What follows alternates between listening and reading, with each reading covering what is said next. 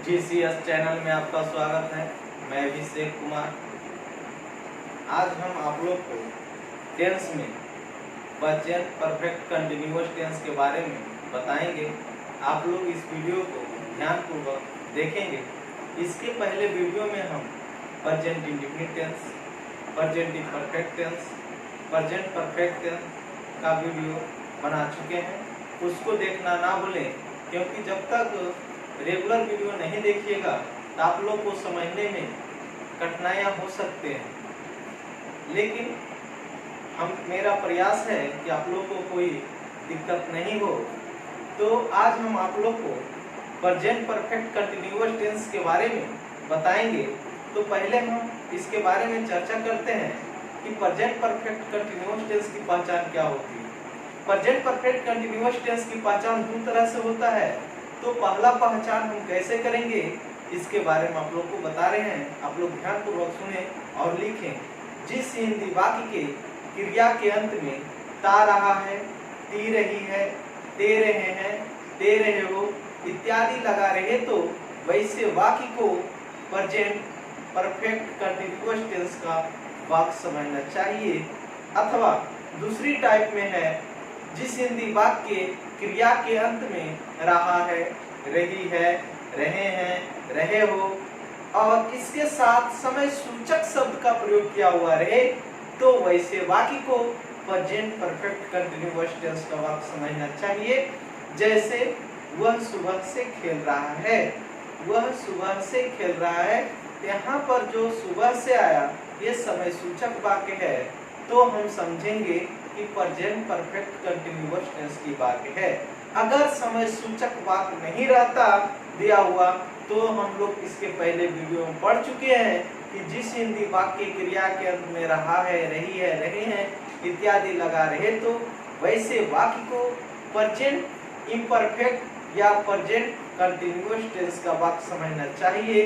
तो आइए हम लोग देखेंगे क्या तो प्रेजेंट परफेक्ट कंटिन्यूअस टेंस। इसके पहले हम आप लोग को चर्चा कर चुके हैं, बता चुके हैं। तो एक बार ध्यानपूर्वक देखें और इसको नोट डाउन करें। तो पहचान हम बताए थे, जिस हिंदी वाक्य के क्रिया के अंत में ता रहा है, ती रही है, ते रहे हो इत्यादि लगा रहे तो वैसे वाक्य को प्रेजेंट परफेक्ट कंटिन्यूअस टेंस का वाक्य समझना चाहिए।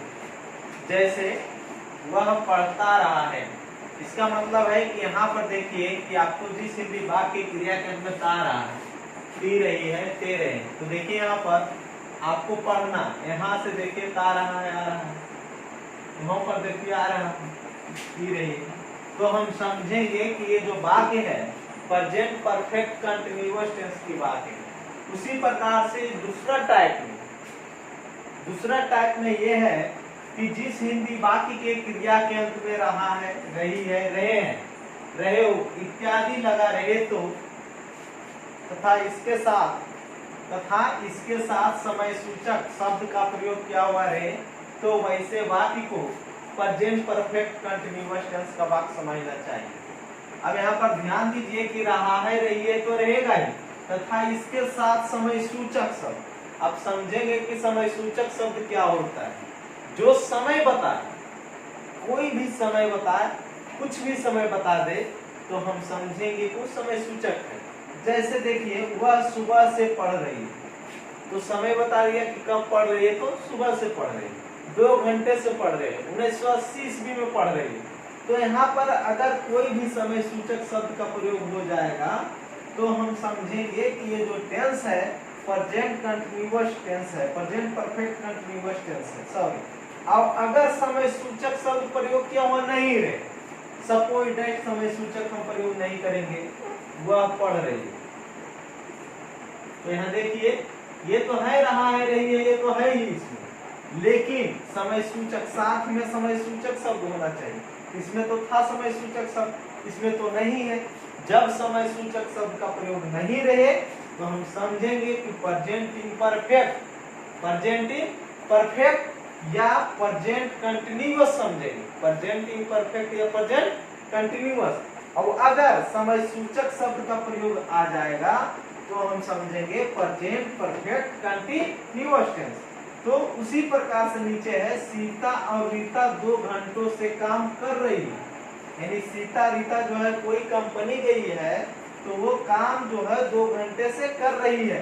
तो यहाँ 2 घंटों से आया, ये समय सूचक शब्द है, तो समय सूचक शब्द प्रयोग है, इसलिए प्रेजेंट परफेक्ट कंटिन्यूअस टेंस है। अगर 2 घंटों से नहीं रहेगा, सीता और रीता काम कर रही है लिखल रहेगा, तो हम समझेंगे वह sentence present perfect continuous tense नहीं है, बल्कि प्रेजेंट इम्परफेक्ट का है, और इसको हम प्रेजेंट कंटिन्यूअस भी कहेंगे। तो आप लोग ध्यान पूर्वक इसका स्ट्रक्चर, तो प्रेजेंट परफेक्ट कंटिन्यूअस टेंस का स्ट्रक्चर है सब्जेक्ट प्लस हैज या है plus been plus V4 plus object plus 4 या साइंस सिंस या 4 प्लस टाइम। अब यहाँ पर आप लोग को ये तो पता है कि हैज कहाँ लगता है और कहाँ लगता है। ही सी एक नाम के साथ हैज का प्रयोग करना है, आई यू दे 2 या 2 से अधिक नाम के साथ हैज का प्रयोग करना है, बिन सभी के साथ प्रयोग करना है। V4 मतलब पहले से बता चुके हैं V1 प्लस ing होता है। V4 बराबर हम आप लोग को बता चुके हैं V1 प्लस ing। अगर V1 में हम ing जोड़ देंगे तो V4 बन जाएगा, प्लस ऑब्जेक्ट फिर सिंस या 4। अब आप लोग को समझना है, जहां पर निश्चित समय दिया हुआ रहे तो सिंस का प्रयोग करें, और जहां पर अनिश्चित समय दिया हुआ रहे तो हम फॉर का प्रयोग करेंगे। अब जैसे कोई बोल दिया कि 2006 ईस्वी, तो निश्चित दिया हुआ है कि 2006 ईस्वी में ही हमको कोई भी काम करना है या कुछ भी करना है। अगर बोल दिया 2 घंटे, 2 घंटे निश्चित नहीं है, कभी भी 2 घंटा हो सकता है। और अगर अंक की बात दिया हुआ है जैसे 2 बजे से, तो 2 बजेगा एक बार, कभी भी 2 एक बार बजेगा, इसलिए हम समझेंगे कि निश्चित है। जो अंक लिखा हुआ रहे वो निश्चित है, जो अंक के रूप में नहीं लिखा हुआ रहे वो आपको निश्चित।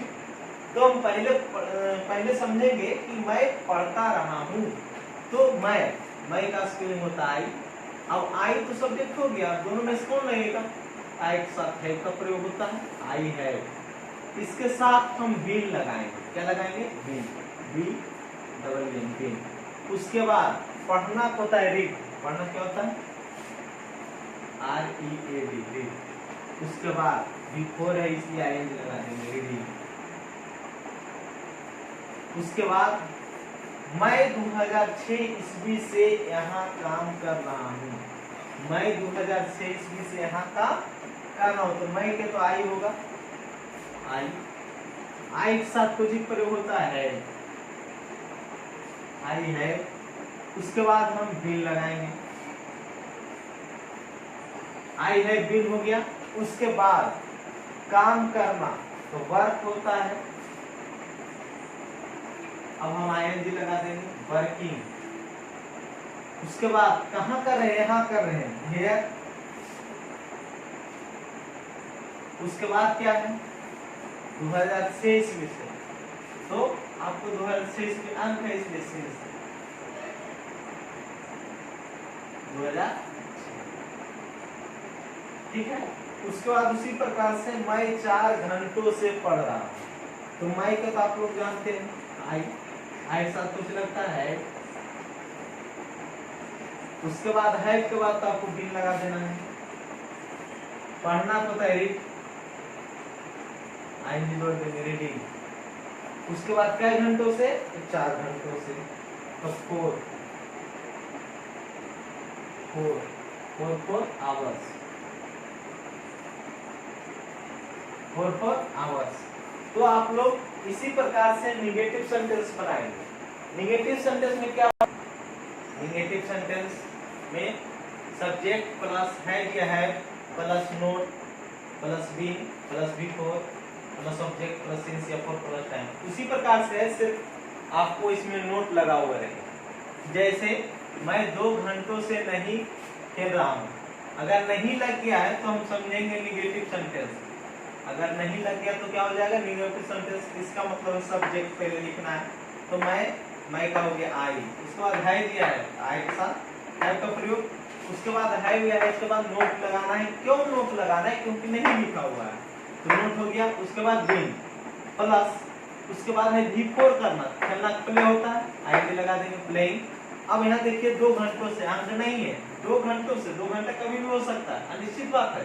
तो यहाँ पर 42 आवर्स, 42 क्या हो गया आवर्स। उसी प्रकार से यहाँ पर है कि वह वर्षों से यहाँ नहीं रह रही, तो वह क्या हो गया सी, क्योंकि रही लिखा हुआ है इसलिए सी हो जाएगा। सी के साथ हैज का प्रयोग होगा, हैज या हैज में क्या हो जाएगा हैज का प्रयोग होगा, क्योंकि हम बताएं ही सी टेक नाम के साथ हैज का प्रयोग होता है। फिर आपको यहाँ नोट लगा देना है, जनरली नोट नहीं लगेगा क्योंकि नहीं लिखा हुआ है। फिर बिन हो गया, V4 लगाना है। V4 आप लोग को बताए हैं कि लिव होता है माने रहना, V1 है, तो उसको V4 बनाने के लिए V1 प्लस ing, तो V1 लिविंग हो गया।